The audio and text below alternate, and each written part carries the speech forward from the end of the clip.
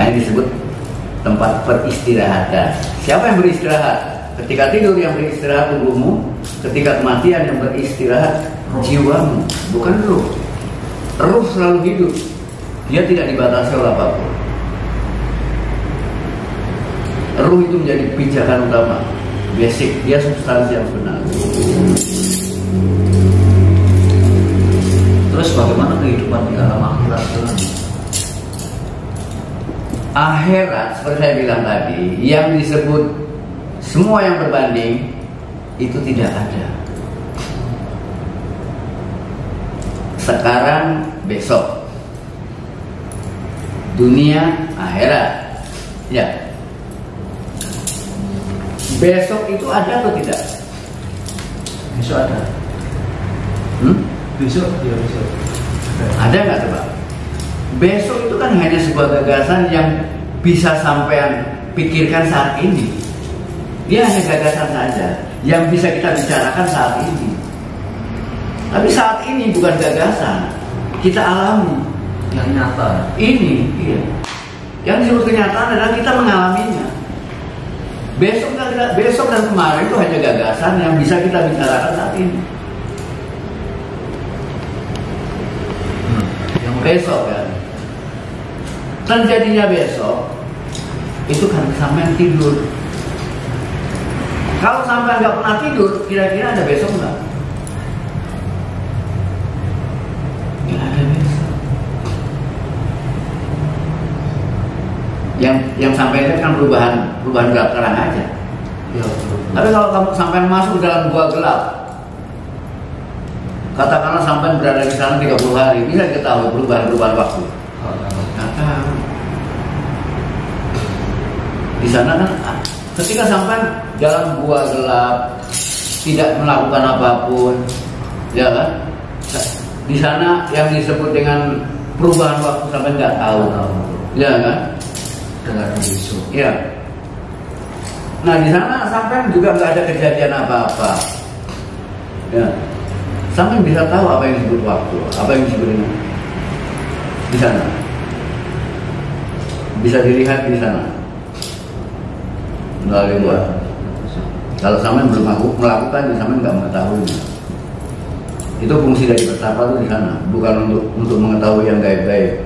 Tapi bertapa adalah untuk mengetahui gaibnya waktu, gaibnya ruang, bukan gaibnya tuyul.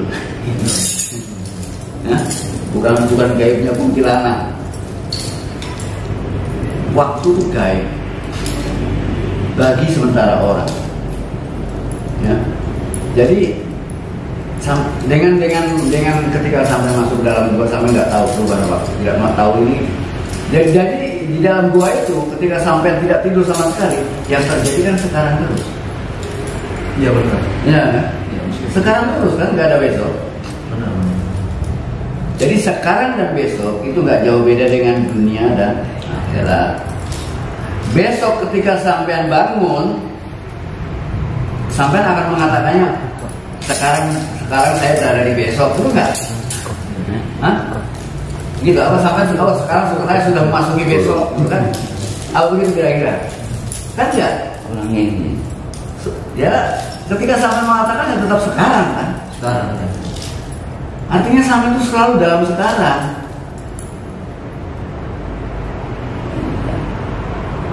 Akhirat pun juga hanya sebuah gagasan yang kita sadari sekarang. Terjadinya akhirat karena sampai mengalami kematian. Andai kata sampai nggak mati, maka tidak ada akhirat. Yang ada cuma sekarang.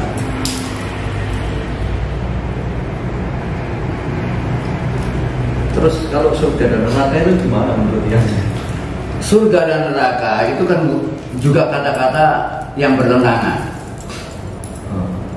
Di sini sampai harus juga bedakan. Hal-hal yang bertentangan itu tidak ada. Semua yang bertentangan menjadi ada karena sampean punya kepentingan, karena sampean punya patokan. Kalau sampean nggak punya patokan apa-apa, maka nggak ada apa-apa. Misalnya anak kecil 1 tahun nggak hujan sama sekali, otomatis sampean kepanasan. Ya. Keringan di mana? Keringan di mana-mana. Sampai mengeluh. Wah, kok nggak bisa. Sampai anggap ini musibah, ya kan? Kalau ya kan? Sampai menganggapnya musibah karena ada patokan. Di sana banyak kegagalan yang sampai dapatkan, ya kan? Nah, ketika tiba-tiba hujan, kira-kira senang nggak? Senang sekali. Sampai akan mengucap alhamdulillah. Bersyukur. Ya, tapi ketika hujannya nggak berhenti 3 hari, berubah lagi kan? Berubah lagi. Ada panas. Banjir, ya kan? 3 hari hujan, banjir. Sampai bilang, wah, musibah. Nah, di sana ada terus berganti yang disebut berkah. Musibah itu selalu berganti berdasarkan kepentingan. Betul. Ya, berdasarkan kepentingan. Jadi sebuah kejadian disebut musibah kalau kejadian itu menentang kepentinganmu, kalau kejadian itu menghalangi kepentinganmu, kalau kejadian itu merusak kepentinganmu, itu musibah. Tapi jika kejadian itu mendukung kepentingan sampean disebut berkah. Bagi petani hujan itu berkah karena dia bisa menyuburkan sawah. Bagi tukang kerupuk hujan itu musibah karena kerupuknya nggak kering-kering, nggak bisa digoreng. Coba kalau hidup ini tanpa kepentingan apa-apa, maka sampai tidak memiliki musibah dan semuanya damai. Karena tidak ada harapan apa-apa. Orang yang kecewa hidupnya karena dia selalu berharap. Maka ketika sampai mampu melepaskan dari semua kepentingan, maka yang ada adalah kebahagiaan yang sebenarnya. Maka orang yang hidup tanpa kepentingan itu yang disebut dengan muslim. Setuju. Muslim adalah orang yang betul-betul pasrah pada keadaan. Apapun yang terjadi, semua diterima dengan syukur. Itu muslim. Kalau orang yang ngaku-ngaku muslim itu banyak. Itu hanya di KTP. Orang jadi muslim itu nggak perlu mendaftarkan diri, nggak perlu registrasi segala macam. Menjadi apapun nggak perlu. Itu perkara kita secara vertikal personal terhadap Tuhan. Nah, kalau sampai perlu registrasi itu kan hanya permasalahan mayat aja. Loh, nanti kalau sampai bukan orang Kristen Hindu, nanti mayatnya siapa yang kubur? Nah, itu hanya persoalan itu. Tapi kalau sampai nggak peduli dengan mayat sampai, aku nggak peduli mayatku, silakan mau dikasih makan anjing juga boleh. Itu sebenarnya.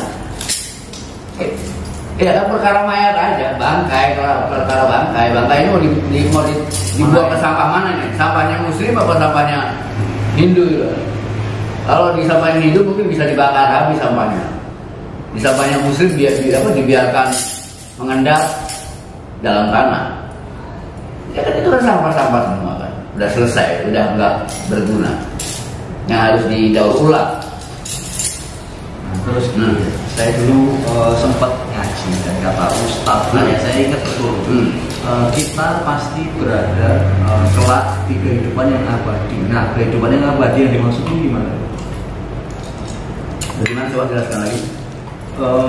Jadi intinya kita hidup di dunia ini cuma sementara. Nanti kita tuh bakal ada dan dikumpulkan di kehidupan yang abadi. Selamanya manusia tidak. Manusia itu nggak tahu apa yang disebut abadi. Ya. Dalam kehidupan ini, kelahiran dan kematian itu selalu ada. Itu yang disebut dengan perubahan. Kehidupan ini selalu berubah-ubah, ya. Tapi di balik perubahan itu ada keabadian. Ya, di balik perubahan ada keabadian. Ya. Dan yang namanya kehidupan itu selalu berubah sampai kapanpun.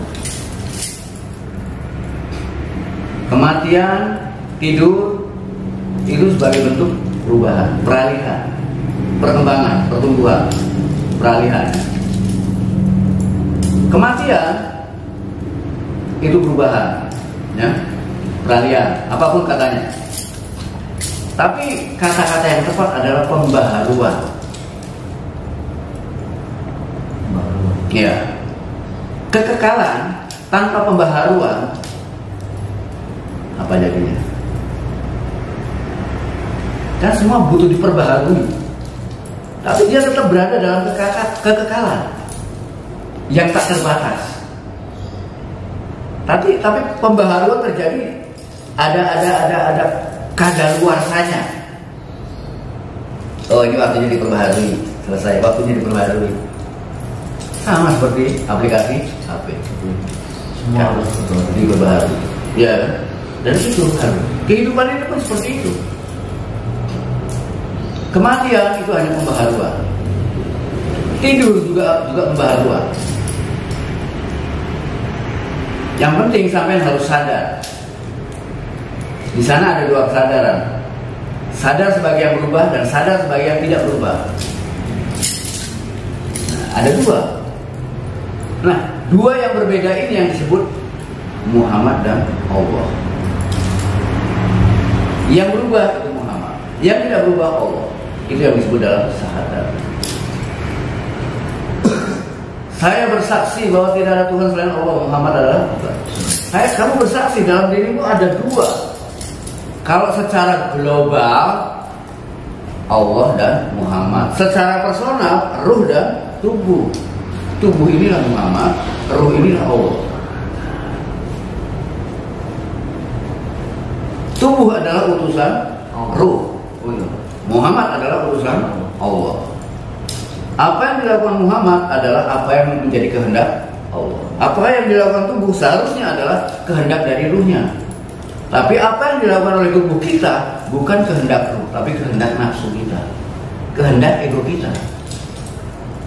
Sehingga manusia ketika dia masih diperbudak, masih ada di bawah kendali kendali nafsunya, dia disebut manusia. Dia disebut manusia. Siapa manusia itu? Manusia adalah budak dari pikirannya sendiri. Itu yang disebut dengan sudra.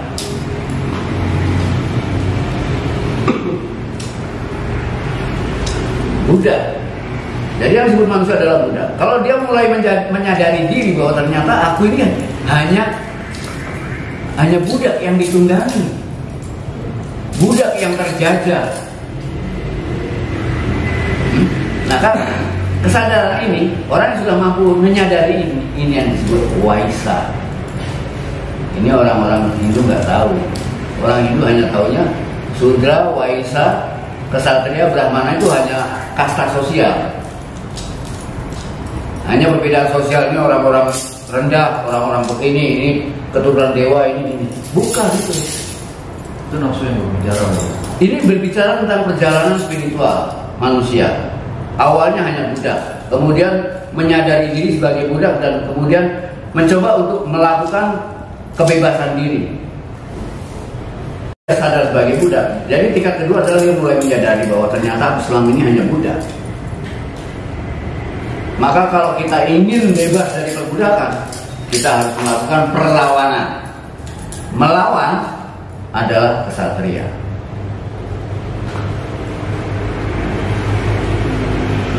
Melawan adalah kesatria. Maka orang-orang yang sedang dalam peperangan, ini yang disebut dengan Bratayuda. Perang melawan dirinya sendiri. Kalau orang Islam menyebutnya jihadun nafs. Perang yang paling besar adalah perang melawan dirinya sendiri. Kalau dalam peperangan ini sampai mencapai kemenangan, itulah Brahmana.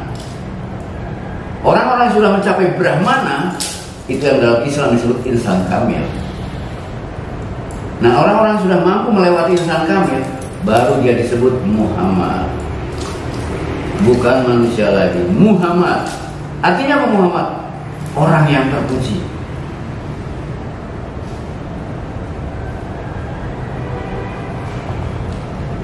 Bisa disebut Muhammad, bisa disebut Buddha, bisa disebut Siwa, bisa disebut Avatar, Mesias, Rasul, Nabi.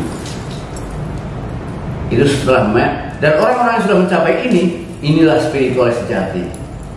Yang sudah mengenal siapa dirinya dan bagaimana peranan yang harus dia lakukan dalam kehidupan ini.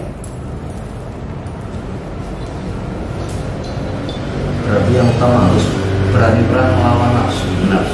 Pertama harus mengenal, harus menyadari kita ini budak atau tuan. Kita ini slave or master. Kalau sudah menyadari, oh ternyata saya ini selama ini hanya slave, budak, sudra, hamba. Nah, orang-orang yang sudah mampu mencapai bebas dari merdeka dari perbudakan dan penjajahan oleh pikiran dan semua keterbatasan, ini yang disebut moksha. Tapi sementara ini orang memahami moksha adalah bebas dari tumimba lahir. Itu juga keliru. Moksha adalah kemerdekaan yang kamu dapatkan ketika kamu mampu meruntuhkan semua bentuk penjajahan yang ada di dalam dirimu. Itu baru disebut moksha. Karena kata-kata moksha dari moha saya. Moha itu artinya nafsu, saya itu artinya merdeka.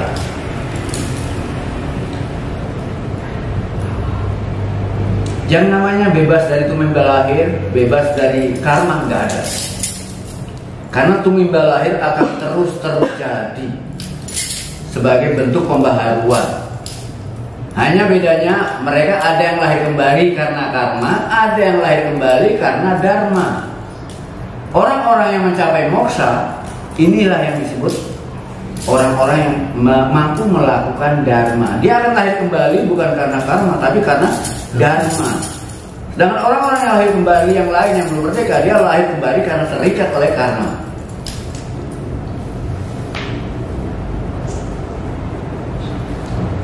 Terus kira-kira ada enggak ya orang yang tidak akan lahir kembali? Tidak ada. Semua akan berputar. Itu siklus. Jadi semuanya pasti akan lahir kembali dengan sesuai karma. Sesuai dengan karmanya ataupun dharmanya. Para nabi itu spiritualis jati semua. Kalau ada orang spiritualis menghina nabi-nabi, dia bukan spiritualis sama sekali. Jadi udah penjelasan yang tuntas, maka nanti ya